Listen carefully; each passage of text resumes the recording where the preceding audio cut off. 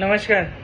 आज या ठिकाणी आपण श्री दरेश्वर मंदिर मुचुंडी कन्मडी या मंदिराची स्थापना कशी झाली हे आपण आज या ठिकाणी बघणार आहोत। पुण्यातील इंदापूर गावचे नारायण सावकार हे सुप्रसिद्ध असे सोन्याचे, हिऱ्याचे, चांदीचे खूप मोठे व्यापारी होते।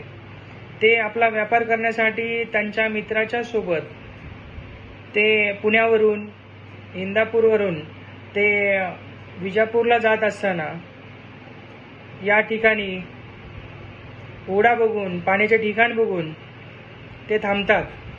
त्यांच्यासोबत खूप लोक असतात। घोड्यावरती ओझं होतं, जेवण सोबत घेऊन आलेले होते आणि या ठिकाणी वाहत्या पाण्यामध्ये हातपाय धुवून ते सर्व जेवायला बसले आणि त्या ठिकाणी दरेश्वर हे गोराक्याचा वेश घेऊन फिरत होते। ते त्यांना विचारतात की या गाठोड्यामध्ये काय आहे, तर ते त्यांना असं वाटतं की हा कोणीतरी दरोडेखोर असावा, म्हणून ते त्यांना खोटं सांगतात की गाठोड्यामध्ये कोळसे आहेत। आणि त्यानंतर दरेश्वर तिथून निघून जातात आणि हे सर्वजण आपलं जेवण झाल्याच्या नंतर आपल्या घोड्यावरती बसून विजापूरला निघून जातात।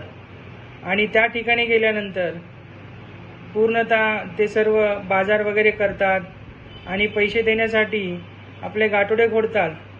बघतात तर काय, त्या ठिकाणी सर्व कोळसेच होते।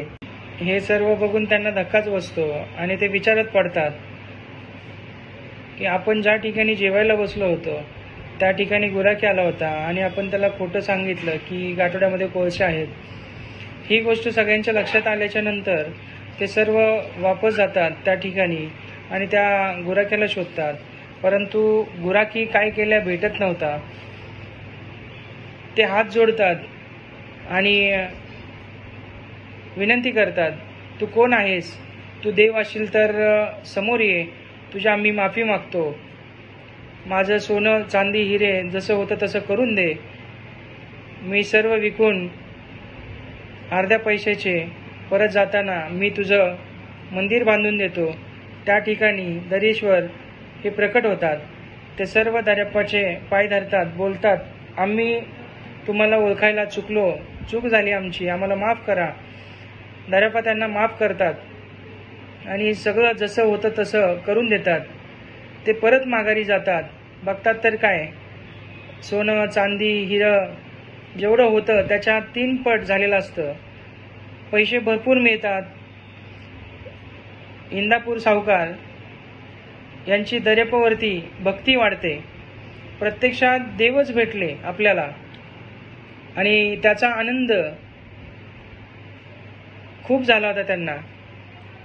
इंदापूर नारायण सावकार हे सर्व विकून माघारी येतात, देवाच्या मंदिराचे बांधकाम सुरू करतात। त्यावेळी दर्याप्पा हे इंदापूर नारायण सावकाराचे रूप घेऊन ते त्यांच्या घरी काम करत असतात। मंदिर बांधायचे संपूर्ण काम होते। इंदापूर नारायण सावकार इकडून जात असतात, दरेश्वर तिकडून येत असतात आणि दोघांचे मध्ये मिलन होते, भेट होती मध्ये। आणि दरेश्वर विचारतात त्यांना, अरे कोण तू? तर मी इंदापूरचा नारायण सावकार। कुठे गेला होतास? तर मी असं विजापूरला गेलो होतो आणि येता येता मी असं दरेश्वराचं मंदिर बांधलं, अशी सर्व घटना त्यांनी दरेश्वराला सांगितली। आणि ते म्हणतात की मी येताना या ठिकाणी दरेश्वराचं खूप मोठं मंदिर बांधलंय। तर ते दरेश्वर विचारतात, चांगलं बांधलं का? 4 लोकांना आवडेल असं बांधलंस का? तर ते हो बोलतात आणि ते तिथून दोघेजण निघून जातात। ते तिकडे जातात त्यांच्या घरी, इंदापूर सावकार। दरेश्वर इकडे येतात आणि इंदापूर सावकार घरी जातात। त्यांच्या घरी गेल्याच्या नंतर त्यांची मुलं, लेकरं सगळं नीटनेटकं चाललेलं असतं। आणि संध्याकाळी जेवायला बसल्याच्या नंतर आपल्या बायकोला, पोरांना बोलतात, मी गेले 3-4 वर्षापासून मी मुचुंडी गावाला, कन्मडीला दरेश्वराचं मंदिर बांधत होतो आणि आज इकडे आलोय। तेव्हा घरातले सगळे हसतात, बोलतात, अरे तुम्ही इथं काम करत होता, सकाळी उठत होता, इथंच झोपत होता आणि तुम्ही आम्हाला खोटं बोलता.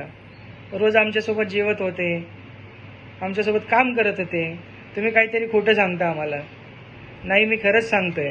3-4 वर्ष मी दरेश्वराचं मंदिर बांधत होतो आणि त्यांच्या लक्षात येतं. मग त्यांना सांगतात, अरे यार, मी तर त्या ठिकाणी मंदिर बांधत होतो आणि माझ्या रूपामध्ये दरेश्वर हे माझ्या घरामध्ये काम करत होते. आणि पुढे श्री नारायण सावकार यांची श्री दरेश्वरावरती आणखी खूप जास्तच भक्ती वाढते आणि पुढे जाऊन त्यांचे निधन होते. निधन झाल्याच्या नंतर श्री नारायण सावकार यांचे समाधी मंदिर हे या ठिकाणी दरेश्वर मंदिराच्या समोर उभारण्यात आले. धन्यवाद.